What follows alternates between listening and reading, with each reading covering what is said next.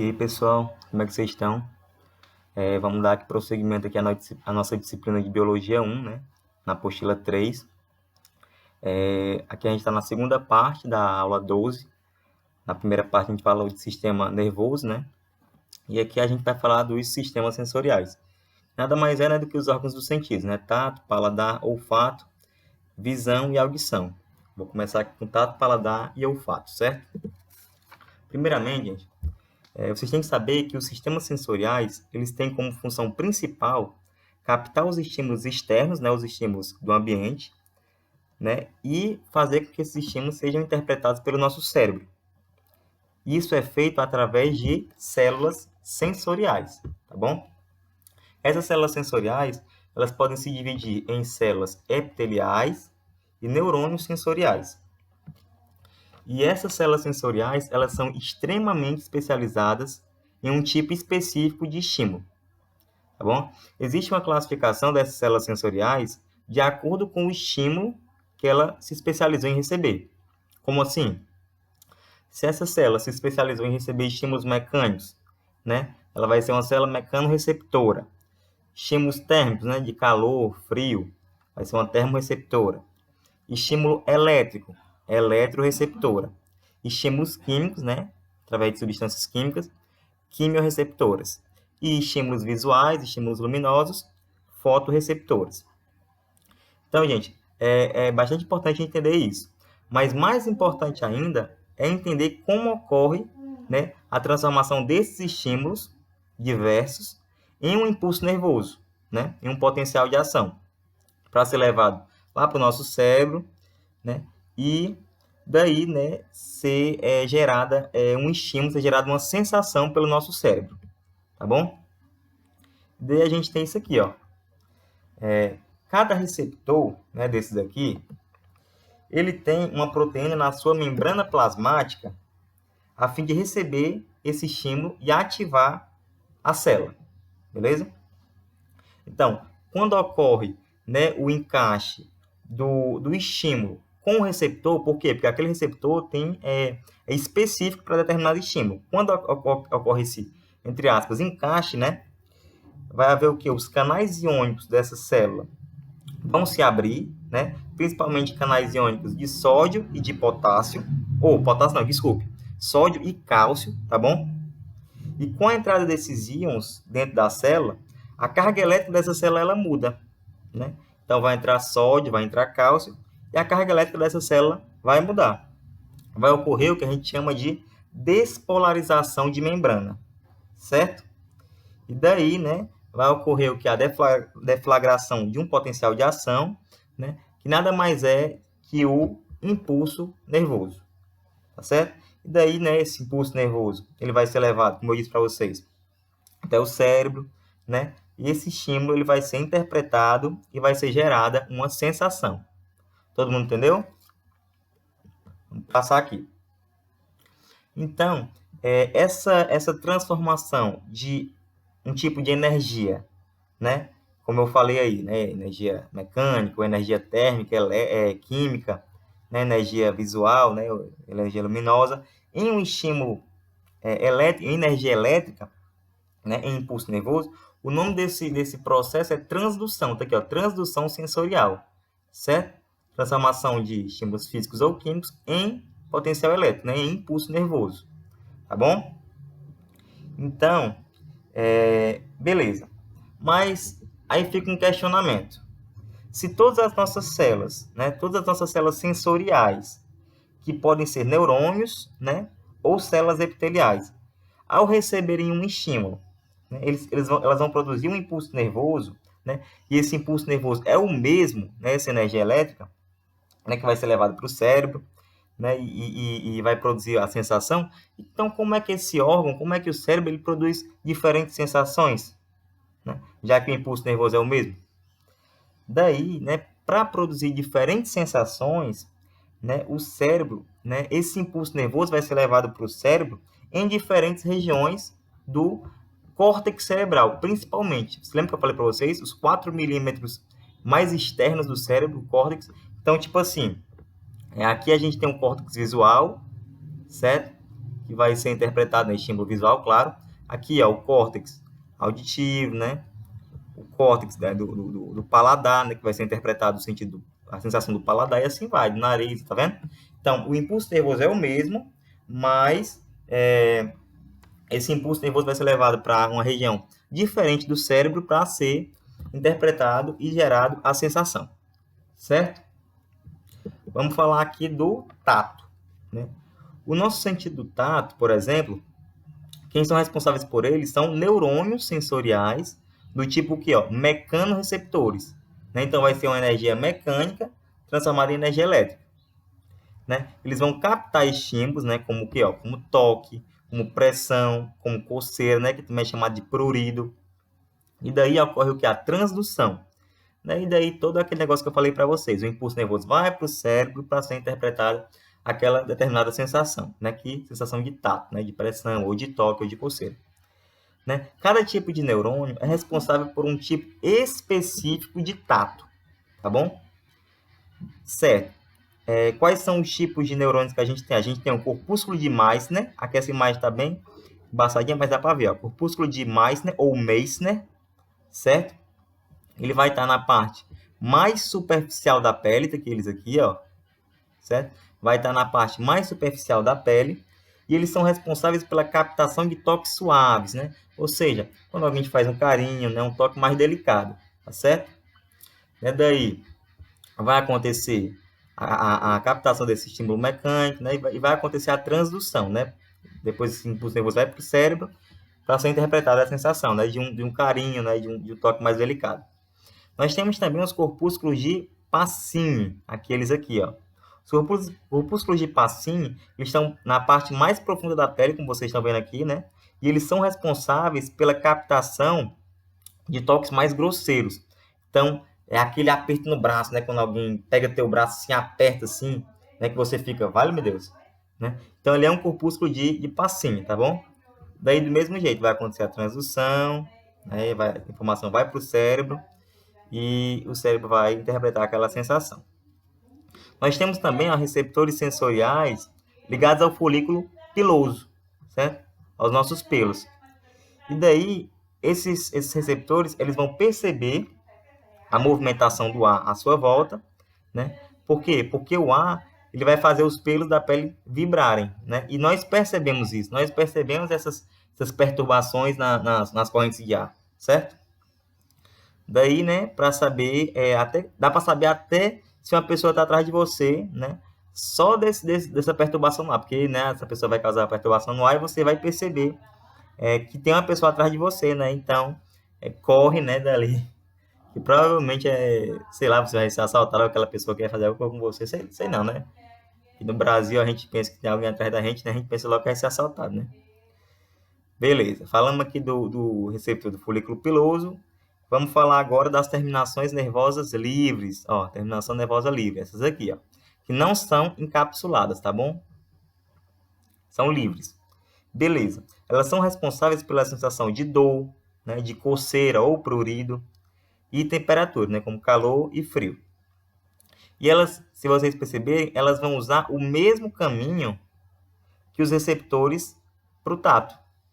Então, né, por exemplo, né, se você, né, tem aquela ferida, né, a ferida está criando uma casca, e você sente aquela coceira desgraçada, né, da ferida que está criando a casca.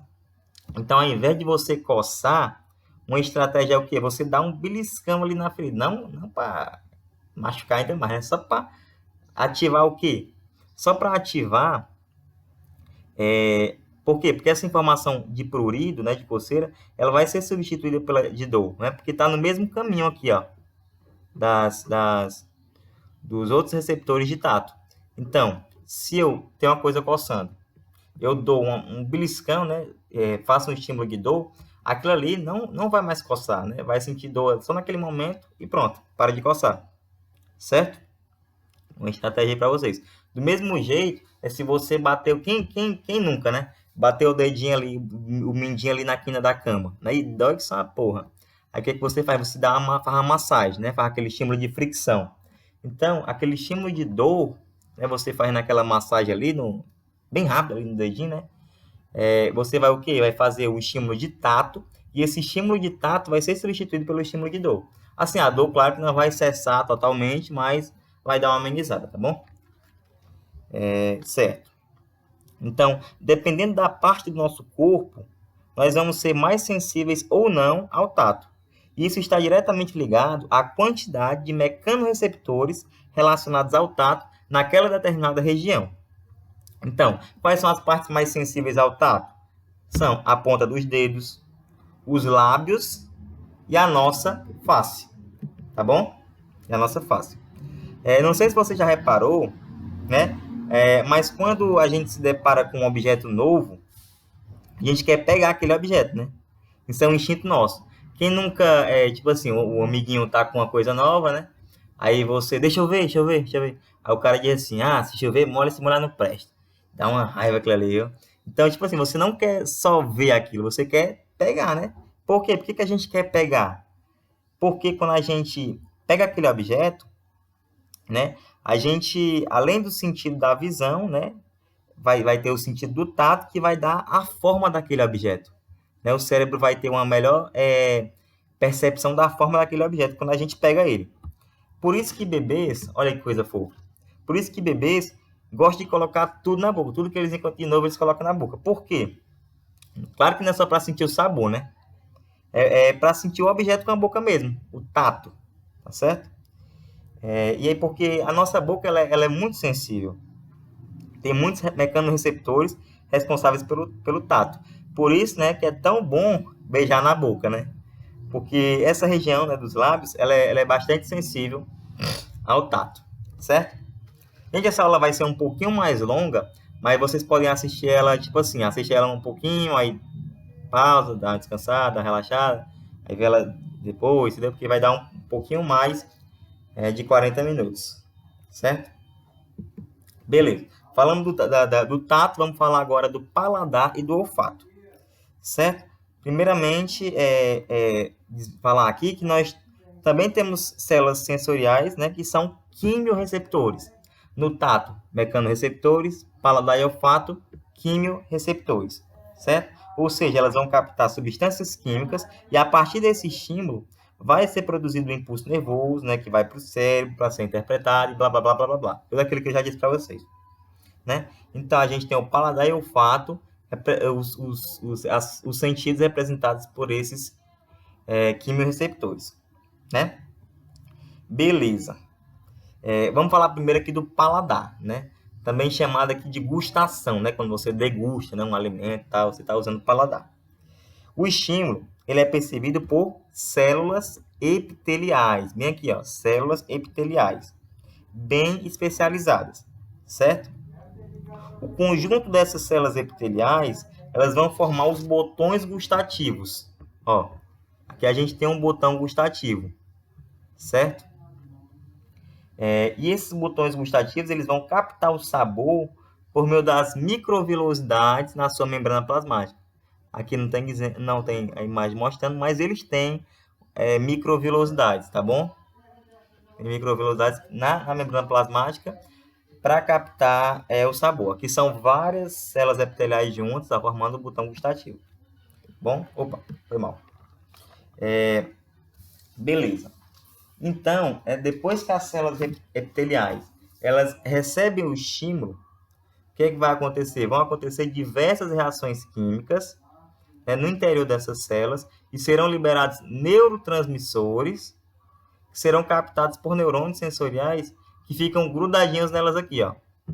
Vão ter aqui neurônios sensoriais, né, junto com essas células epiteliais, que vão captar, né, através de neurotransmissores, os estímulos, né, vão captar esses neurotransmissores, e daí, né, vai ocorrer a transdução, né, desses neurônios para o cérebro e para o cérebro interpretar. Os botões gustativos, eles vão ficar dentro da papila gustativa, certo? Aqui a gente tem várias papilas gustativas. A gente tem as papilas circunvaladas, as filiformes, as fungiformes, certo? As folhadas, tem aqui.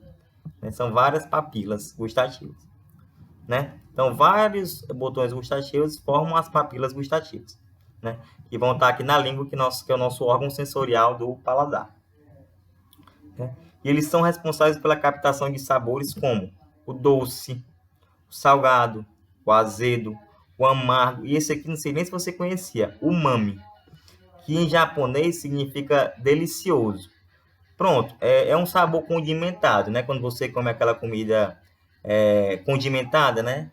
É esse sabor umami, certo? Beleza.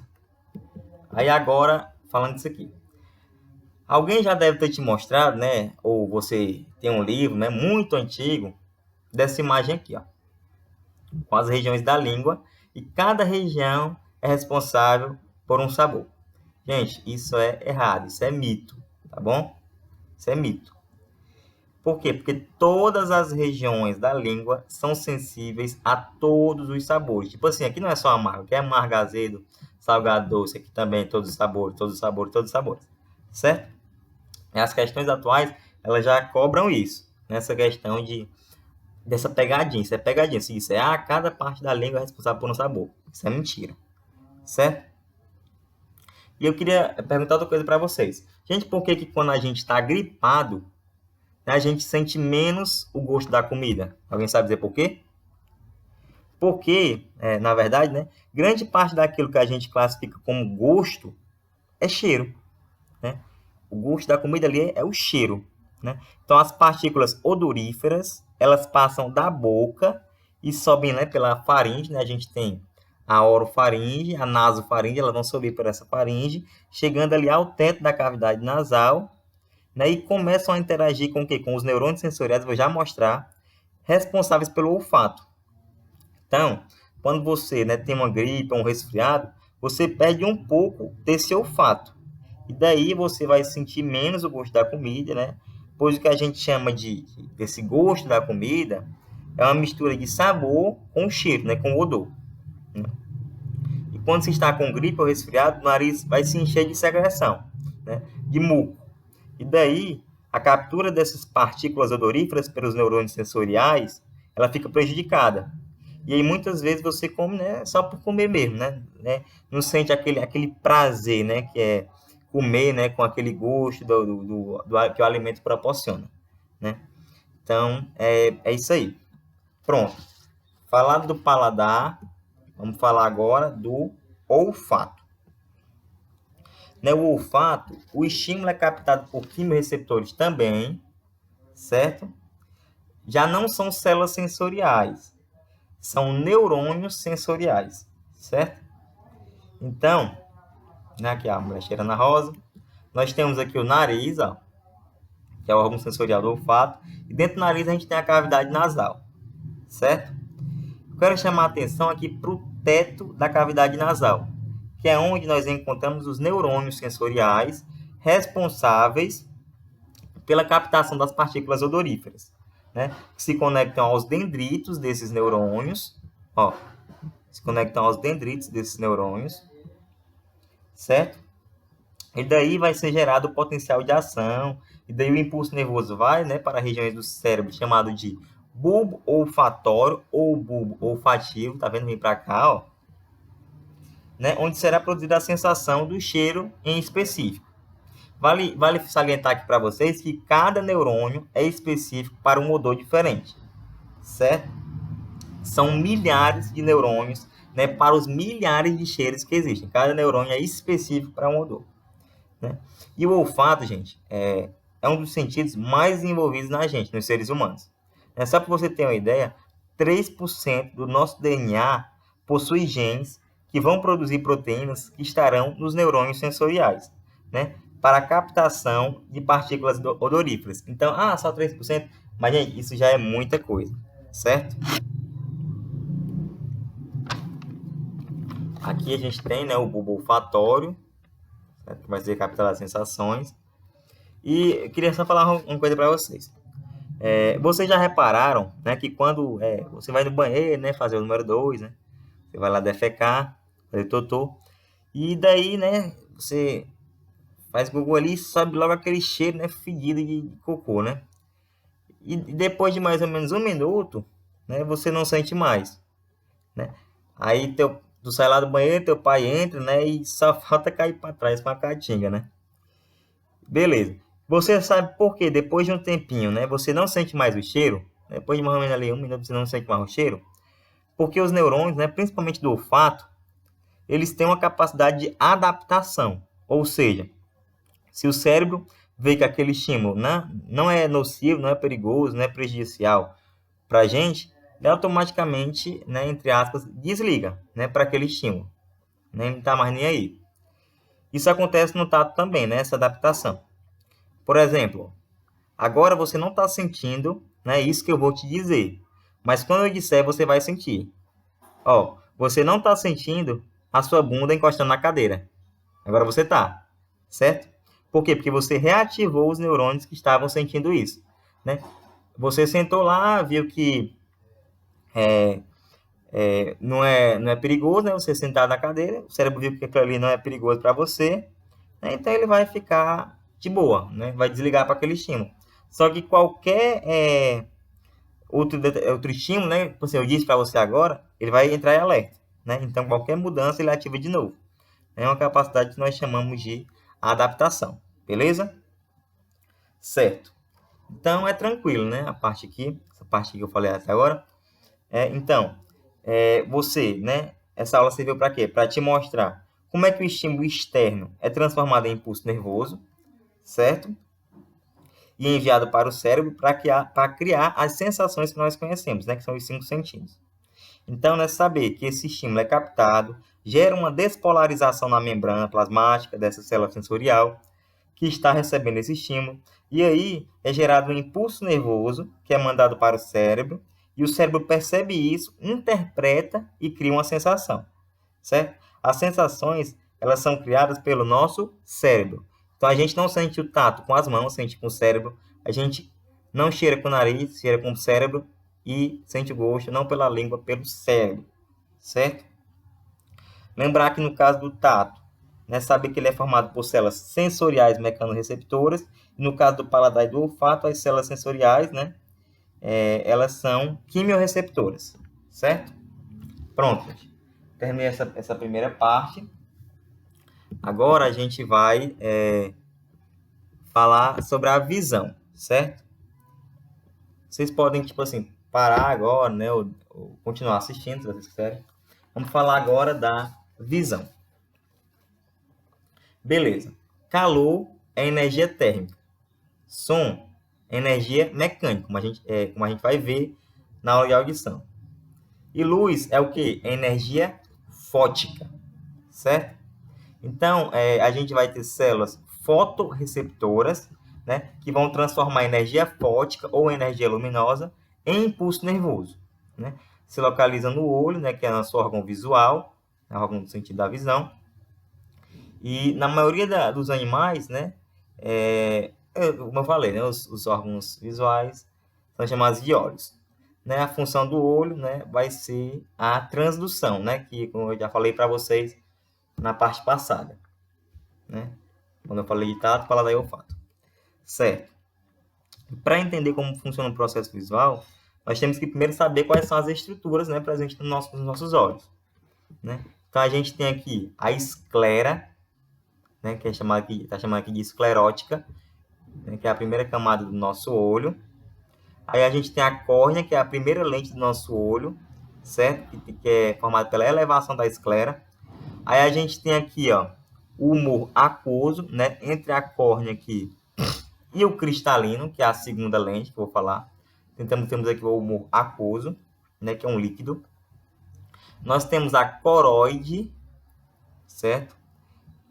Que é uma membrana abaixo da esclera, que é a segunda membrana, né, que vai formar a íris, né, que vai dar a pigmentação do nosso olho, né? E a pupila, que é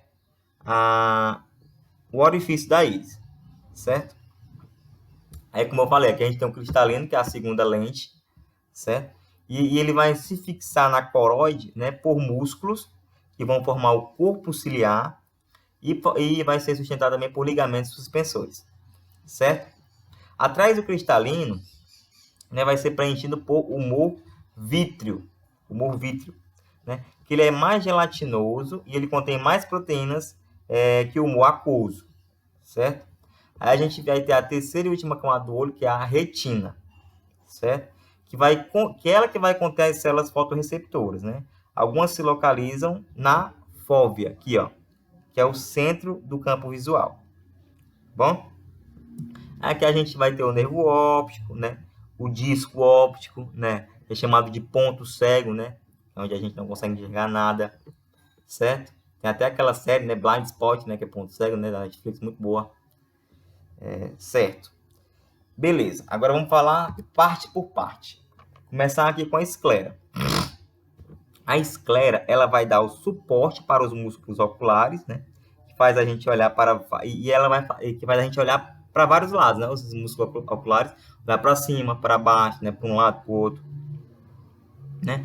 Ela vai dar o formato, né? Do globo ocular, certo?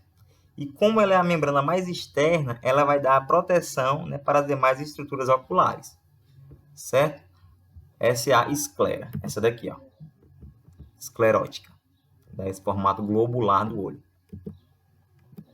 Aí nós temos a córnea, né, que é a primeira lente do nosso olho, né? E ela permite direcionar melhor os raios que vêm de determinado objeto, né? Direcionar esse raio de luz que vem de determinado objeto. Aqui é a córnea, certo? Córnea.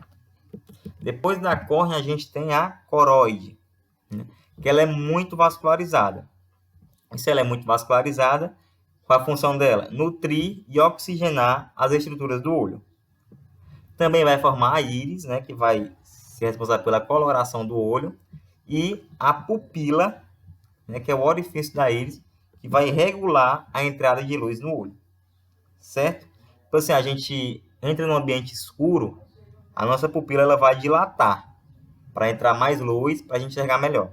Se a gente está num ambiente claro, como já tem muita luz, a nossa pupila contrai, certo?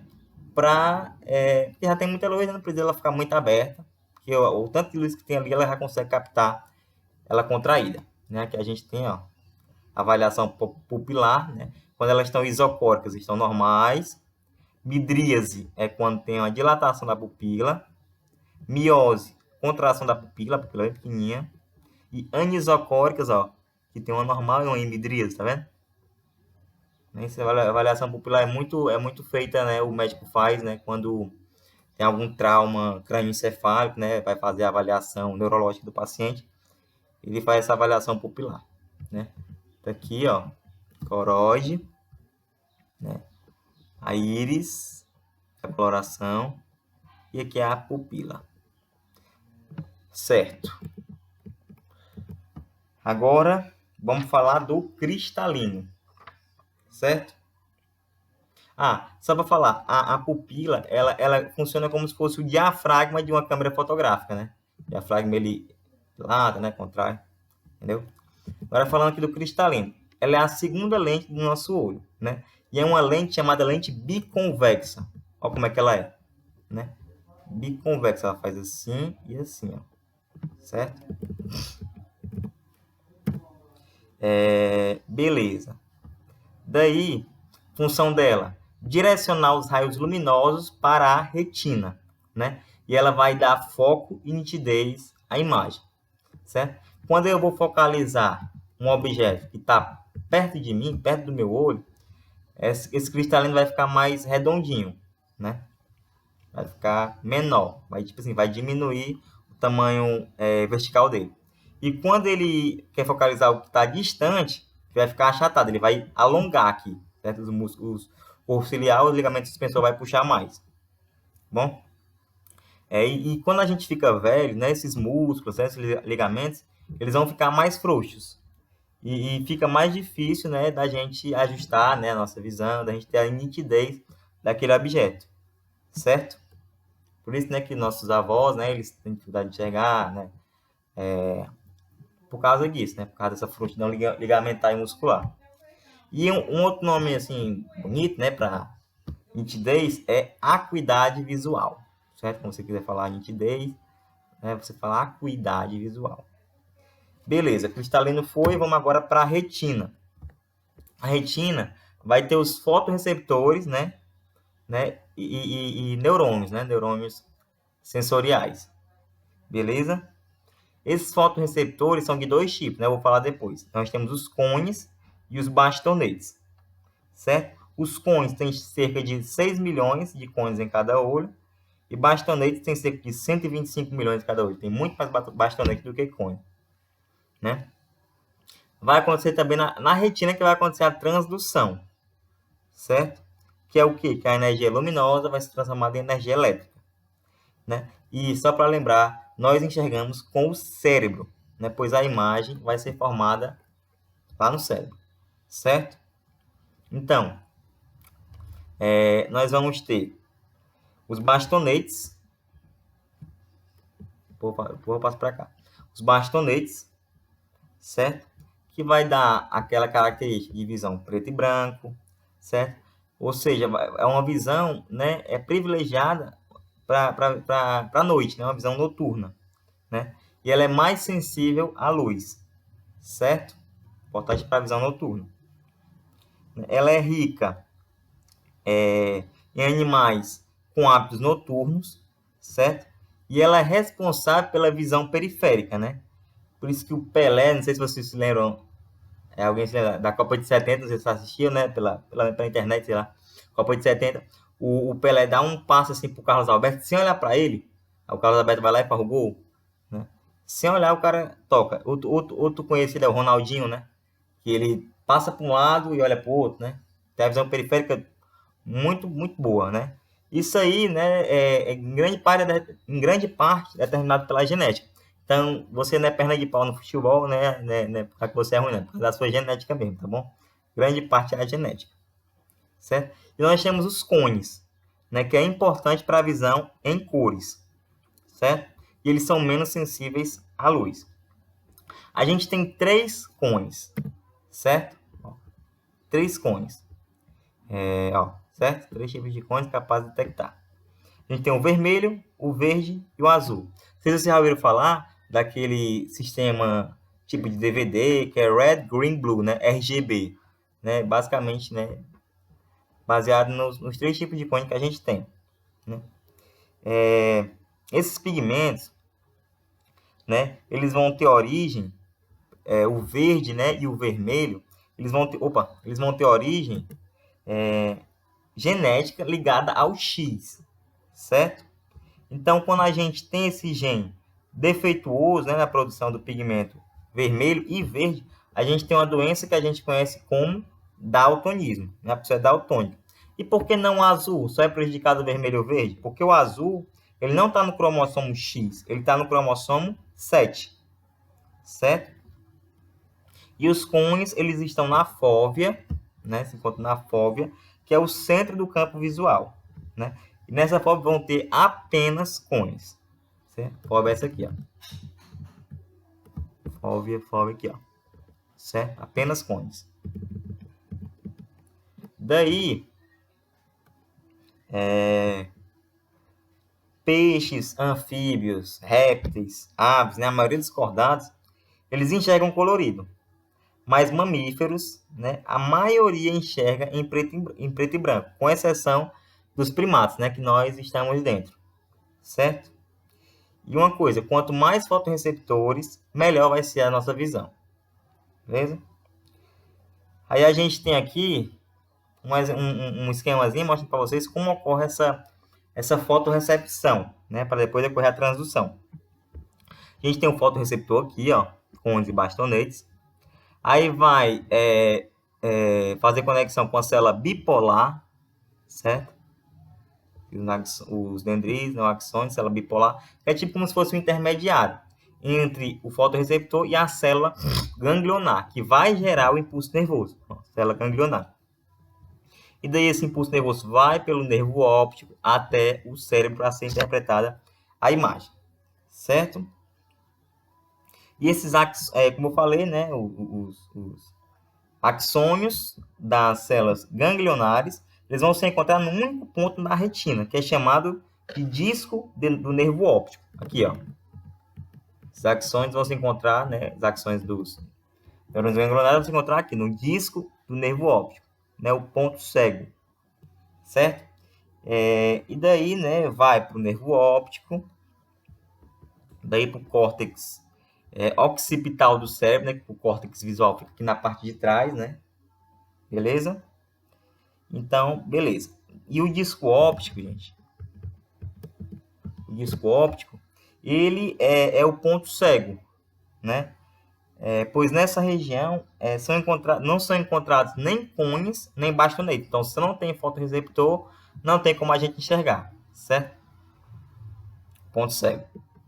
E daí, a gente vê aqui que a gente vê aqui nos dois olhos, né? A gente vê aqui os nervos ópticos, né? Aqui tem ele aqui na vida real, ó, nervo óptico, né?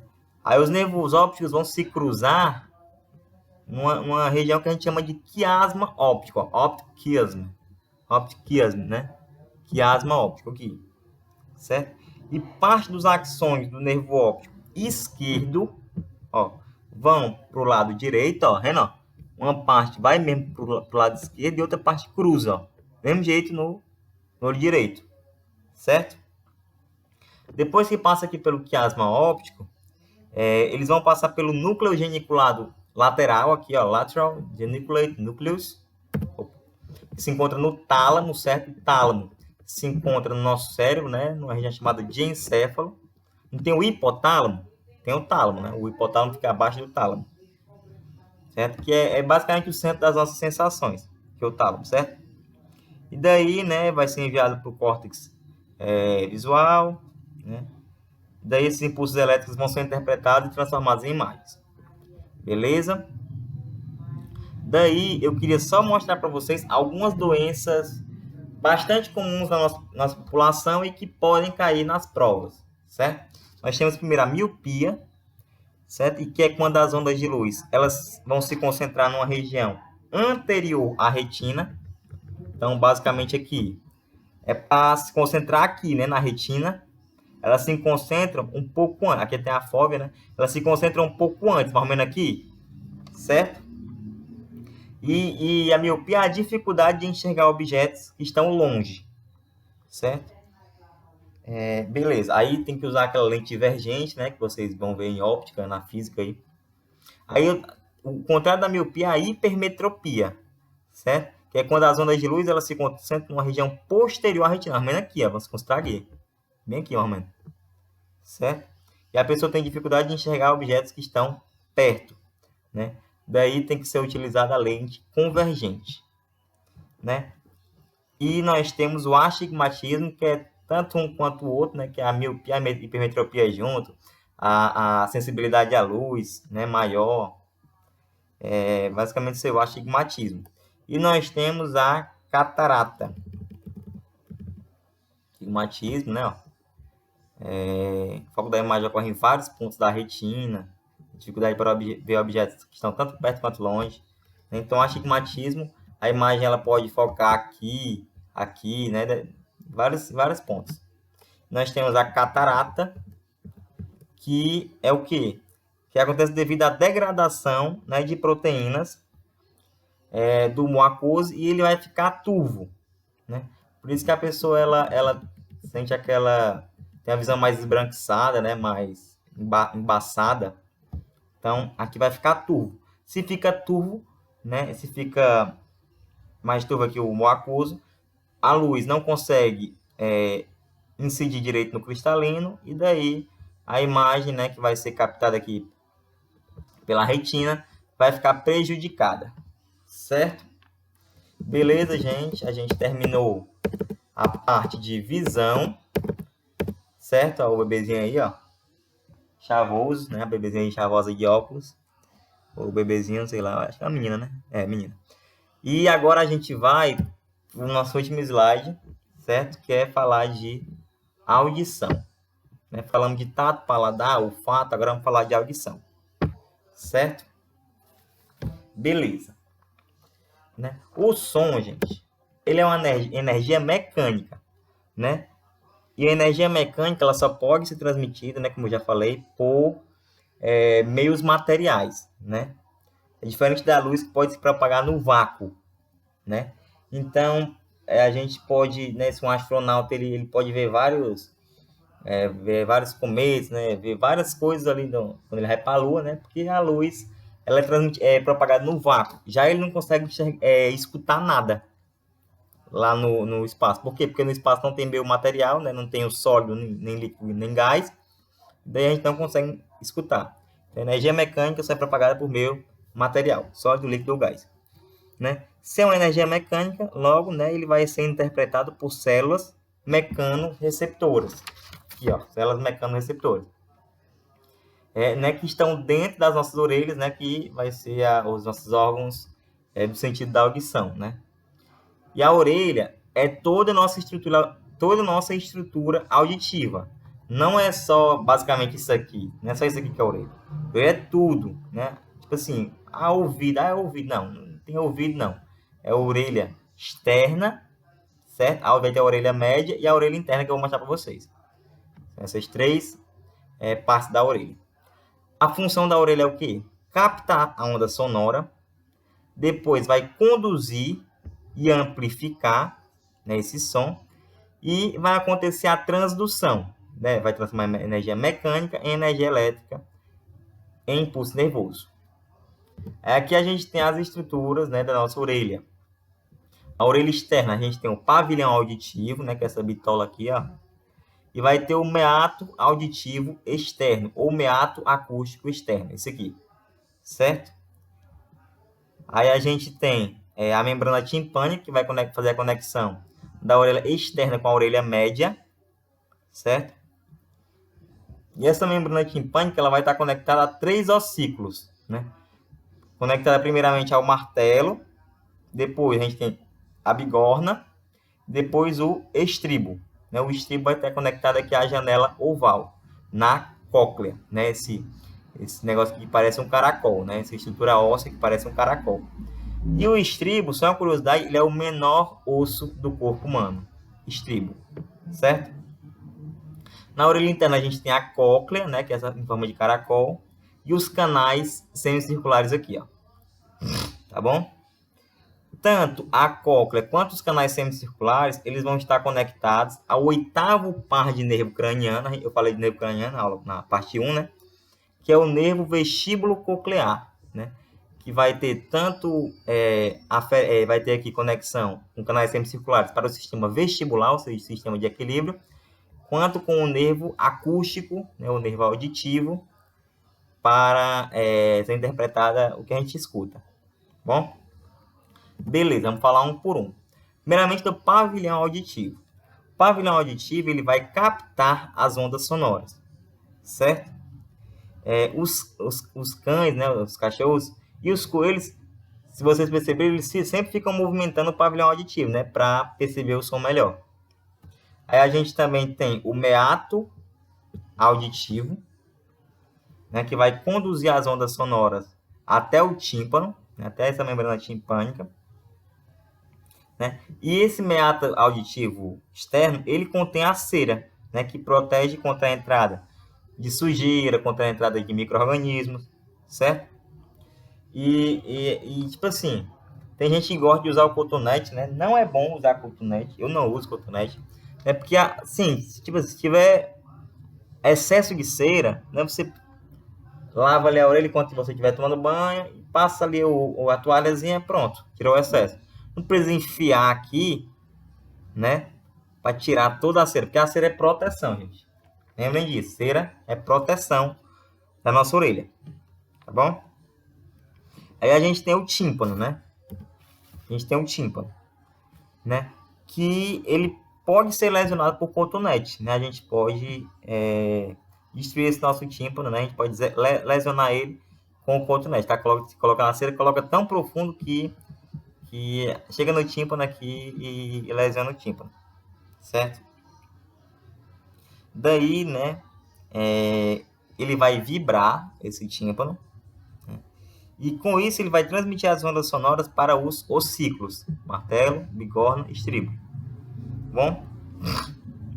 E esses ossículos, né? O tímpano ele vai passar as vibrações para o martelo para a bigorna vai passar para o estribo, certo? E ele vai transmitir e amplificar o som. E esse som ele pode ser amplificado, gente, em até 20 vezes mais do que o som original, certo? Então, a orelha média, para falar outra curiosidade para vocês, a orelha média ela se comunica com a faringe, ó, orelha média com a faringe, ela vai se comunicar pelo canal de Eustáquio, ó, tuba de Eustáquio, tá vendo?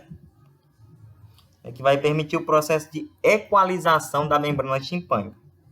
Então, né, quando, por exemplo, a gente está no avião, né, e o avião ele está lá pousando, né, está indo de um local de baixa pressão para um local de alta pressão, o que vai acontecer?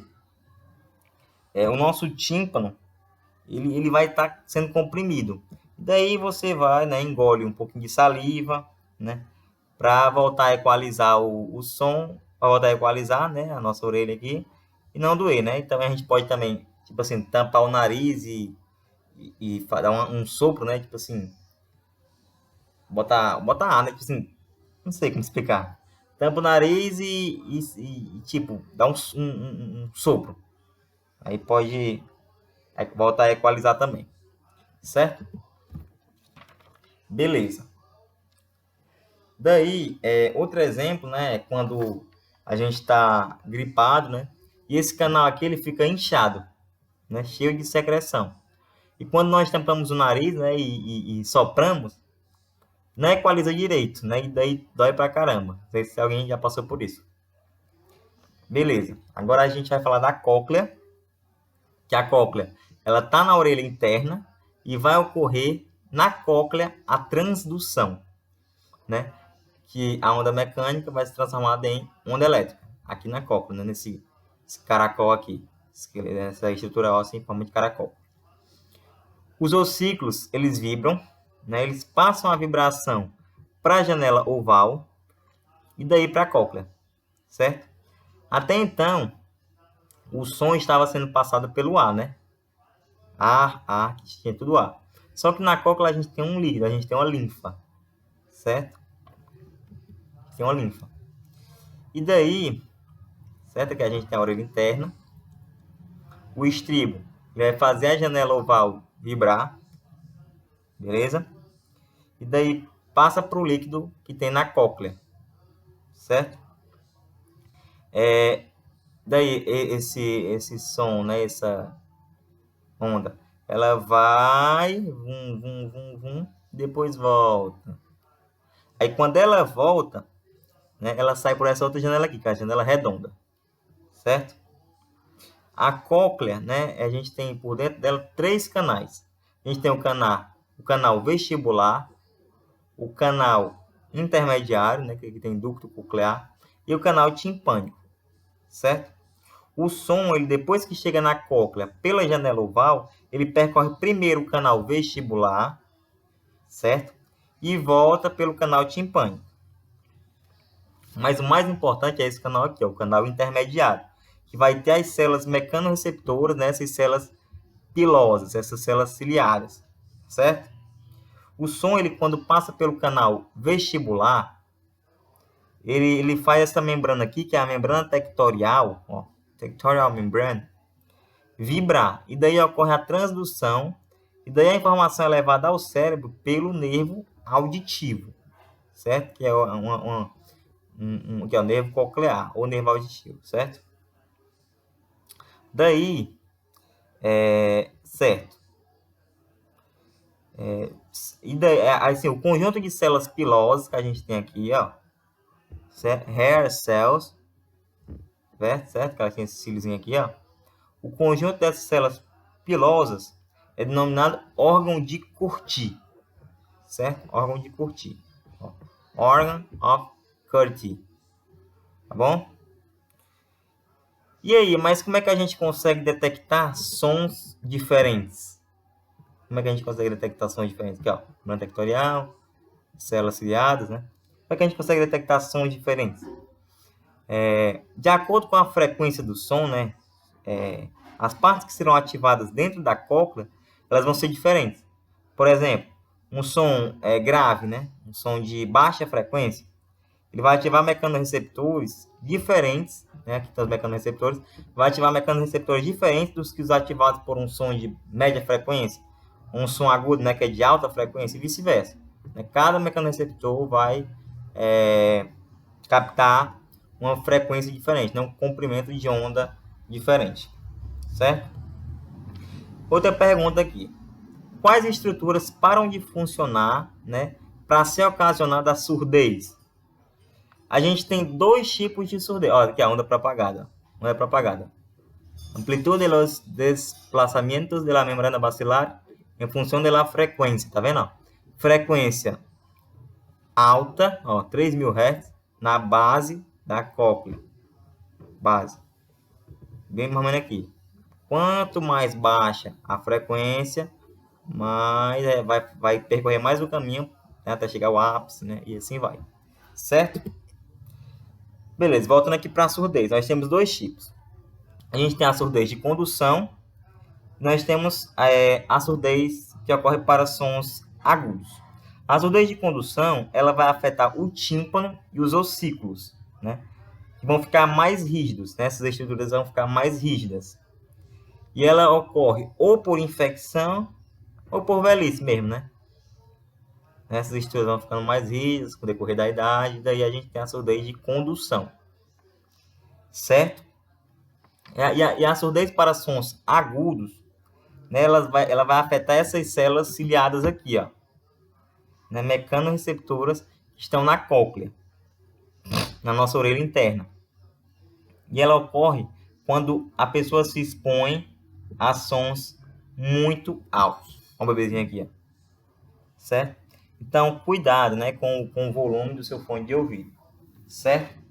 Se as pessoas ao seu redor, elas estiverem ouvindo, o que você está escutando, tome cuidado, Abaixe um pouquinho, entendeu? Beleza. O volume alto, ele pode causar a morte dessas células ciliadas aqui, Pode causar a morte delas. E daí, com o tempo, você vai perdendo sua capacidade auditiva, certo? Quando falamos de orelha interna, certo? Para finalizar aqui, a gente não pode esquecer de uma região que é responsável pelo nosso equilíbrio, tá bom? Responsável por perceber a nossa movimentação, o nosso posicionamento, e vai passar essas informações para o nosso encéfalo, certo? Para a função do equilíbrio, também contamos com estruturas da orelha interna, que são o sáculo, o utrículo e os canais semicirculares, que vão ficar próximos à cóclea, tá vendo? Pertinho da cóclea. Aqui, Aí, dentro dessas estruturas, também vai ter uma linfa, um líquido. Também temos as células pilosas, certo? Só que nós vamos ter uma novidade aqui. A gente vai ter grânulos de carbonato de cálcio dentro dessas estruturas, dessas células pilosas. Nós vamos chamar de otólitos, que já assistiu aí Dark, que tinha aquele meninozinho que tinha a orelha estourada, o tímpano estourado, e a mulher falou lá dos otólitos, Não sei se vocês se lembram. Certo. Quando a pessoa ela se movimenta, os otólitos eles também vão se movimentar e acabam causando a movimentação dessas células pilosas, tá bom? E essa movimentação ela vai gerar um impulso nervoso que é levado para o cerebelo, certo? Que vai estar relacionado com o nosso equilíbrio, que é atrás aqui. Beleza. O sacro, ele tá aqui, o sacro, ele tá mais relacionado com movimentos verticais, seja para cima e para baixo. E o utrículo se relaciona com movimentos horizontais, seja para frente e para trás. Certo? E os canais semicirculares, esses daqui, eles estão relacionados com o movimento da rotação da nossa cabeça, Então, é isso aí, gente. Então, lembrando, o som ele é uma energia mecânica e que dentro da nossa orelha, especialmente da orelha interna, existem células ciliadas que irão fazer a transdução, energia mecânica e energia elétrica. Daí esse impulso nervoso é enviado para o córtex cerebral para o som ser interpretado. Beleza? A gente terminou por aqui, Só lembrando, gatos ouvem até 65 kHz, cães até 40 e nós até 20 kHz. Então, quando a gente coloca som alto, um paredão de som querendo se amostrar, ou coloca lá, vai rodar os fogos de artifício, a bomba rasga-lata. Vamos ter peninha, né? Vamos ter uma atenção maior com os bichinhos, né? Porque eles escutam mais que a gente, então eles sofrem mais com isso, tá bom? Beleza? Essa parte da conscientização aí. Beleza, gente. Aí agora eu queria só resolver umas questões com vocês da parte da apostila, né? Que é a apostila que eu vou dizer para vocês. Tá no grupo, beleza? E vamos fazer aqui. Vou deixar aqui, né? Beleza. Questão 4, certo? Página 214 da apostila. Eu botei no Drive na minha parte, de Biologia 1. Vou ler aqui. Segundo a Organização Mundial da Saúde, cerca de 1,1 bilhão de jovens em todo o mundo correm o risco de sofrer perda auditiva devido à exposição a níveis sonoros prejudiciais causada por seus hábitos diários, como o uso de fones de ouvido. Os adolescentes e os jovens adultos com idade entre 12 e 35 anos estão expostos a riscos pelo uso excessivo de dispositivos de áudio. O volume desses dispositivos pode variar entre 75 e 136 decibéis no nível máximo. O gráfico abaixo demonstra a relação entre o volume máximo e o tempo de exposição ao som, que a OMS considera segura à saúde auditiva. A gente tem um gráfico, né? Decibéis por tempo em minutos. E tem assim, sobre o assunto relacionado ao texto e aos dados apresentados, não é verdade que, letra A, o risco à saúde auditiva provocado pela intensidade do som em relação ao tempo de exposição é o mesmo de alguém que ouve 15 minutos de música a 100 decibéis, 100 decibéis, e de um operário que trabalha 2 horas e 30 minutos a 85 decibéis. Isso não é verdade, né? Porque, de acordo com o gráfico, depois vocês veem aí, se eu escutar música a 15 minutos a 100 decibéis, é comparável a eu escutar 480 minutos de música a 85 decibéis. 480 minutos dá mais de 2 horas e meia, né? 2 horas e meia são 150 minutos. 150 minutos é se fosse 90 decibéis, certo? Não 85, então essa está errada. A B. Os sons de alta intensidade podem causar perda auditiva, já as infecções não são capazes de provocar danos tão graves à audição? Não, as infecções também são capazes. C. A tuba auditiva é um canal que equilibra a diferença entre a pressão atmosférica e a pressão no interior da orelha média. Verdade, né? Então, C é o nosso gabarito. Né? Vai ter ali o canal de Eustáquio, né? Vai equilibrar a diferença entre a pressão atmosférica e a pressão no interior da orelha média. D. A surdez é um fenótipo resultante das interações com o meio ambiente, não havendo caso de origem hereditária. Há caso sim, né, de origem hereditária de surdez. Então está falso também. E a letra E. A orelha interna é constituída pela cóclea e por canais semicirculares, estruturas responsáveis pela percepção das ondas mecânicas do som. Está errado por quê? Porque os canais semicirculares não estão relacionados à audição, e sim ao equilíbrio, sistema vestibular. Então, o nosso gabarito aqui vai ser a letra C. A tuba auditiva é um canal que equilibra a diferença entre a pressão atmosférica e a pressão no interior da orelha média. Certo? Deu essa questão, né? Vamos pegar só mais uma, né? Que é a última aqui dos exercícios de fixação, que é a questão 5. O bulbo do olho, encaixado numa cavidade óssea, denominada órbita, é constituído de membranas e meios transparentes. As membranas são, íris? Não, íris não. Íris é uma membrana da coroide. A coroide, sim, é uma membrana. B, esclera, corióide ou coroide e retina, perfeita a letra B. C, córnea, não, córnea é da esclera. Né? Não é uma membrana própria, é uma parte da esclera. Pupila, não, pupila é o orifício da íris e a íris é da corióide. Retina, corióide e lente? Não, né? Vai ser retina, corióide e esclera, ou esclerótica. Então, resposta, letra B, né? Então, gente, foi muito bom, né? Dar aula para vocês aí. Fizemos aqui a parte 2, né, da aula 12. Próxima semana vai ser a última aula da apostila 3, que é a aula de sistema endócrino. Aula 13, né? E, gente, muito obrigado aí, certo? E não querendo, assim, entrar muito em polêmica, mas, porra, mano, como é que aquele caso da Mariana Ferrer, né? Véi, sem palavras, como é que estupro culposo, velho. Isso é uma piada, assim. Uma coisa assim que é tipo assim, né? Uma mulher sendo julgada por homens, né, brancos, é foda. É, só tem a lamentar, né, do nosso sistema judiciário aí brasileiro, né? Pois é, gente. Mais delongas aí, muito obrigado aí por dar essa aula para vocês, né? Sistemas sensoriais. Próxima aula, sistema endócrino. E espero que vocês estejam bem, né? Se protejam, protejam seus familiares.